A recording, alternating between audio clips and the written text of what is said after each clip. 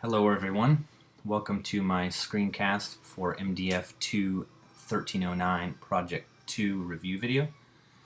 This week we got into Twitter a little bit more with collection views, and we were to create an application that pulls the profile images from the people we are following and populates a collection view with that. And then when we click on that person's icon, it goes to a detail view screen with a larger profile picture and their screen name. So to go through my code a little bit, I started trying to research different ways of doing the internet connection test, and first one that popped up was Apple's reachability. So I ended up using that, played around with it a little bit, and I like it quite a bit.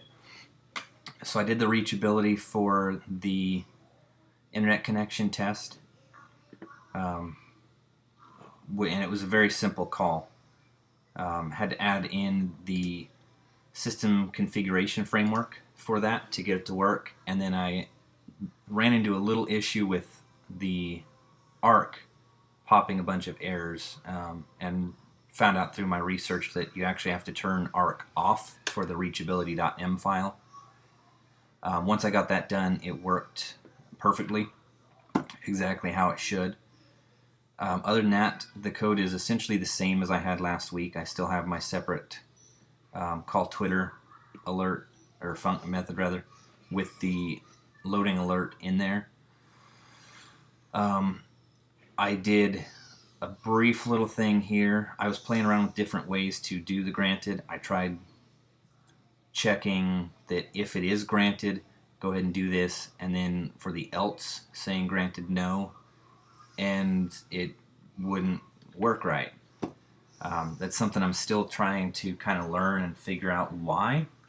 Maybe I had it in the wrong place, but I spent a good deal of time trying to get it to work that way, and kind of went back to switch this around so that if granted is no, pop the alert that it's no access to Twitter, otherwise go ahead and pull it. And that worked better, and it kind of does make a little more sense. My not granted alert, just a basic alert, like I had before. With the save data, I went ahead and did a loop. Since I saved the object for key users in my mutable array, once I got into that mutable array, I went ahead and just looped through each item in that array to pull out the image and screen name, and it made much more sense to do it that way. And other than that, I have my custom follower info object that saves everything. And other than that, it's all pretty much the same as it's been. The custom collection cell view, I did expand it a little bit more to do the label underneath so that it is visible at all times, because I personally have a follower, or a person I'm following rather, with a white background for the profile image. So I couldn't really do white or black or anything like that. I didn't really want it to be like a bright blue or a red or something that was harsh on the eyes with the collection. So I just extended it with the black and the white text. So right now I have my internet turned off, and I'm not logged in to Twitter on the simulator, so I'm going to go ahead and run through that. And there's a network connection. No network, please connect to the internet. So if I stop that, let me turn the internet on real quick and get connected. Okay, it is connected. So if I run again, still not logged in.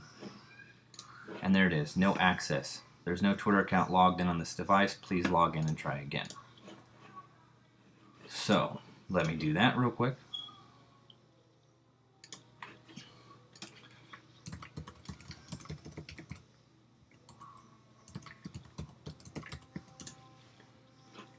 Okay, so I'm now logged in. I'll stop, run again. Loading alert pops up briefly, and it still takes a second or two for it to populate after the alert goes away.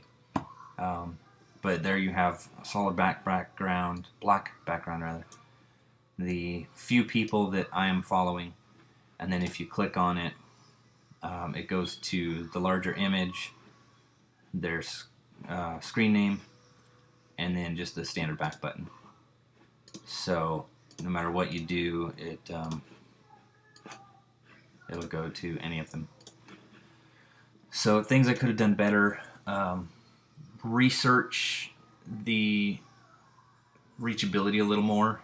I think if I had done a little extra research on it before trying to actually implement it, it wouldn't have taken me so long to figure out the arc errors that it was giving me.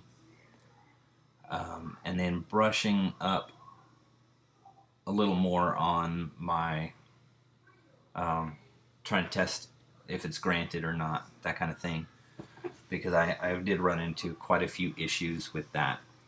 But overall, the project does what it's supposed to do, and works quite well, and I had a lot of fun with it. So, but that's it for my review video. So thank you for watching, and have a great day.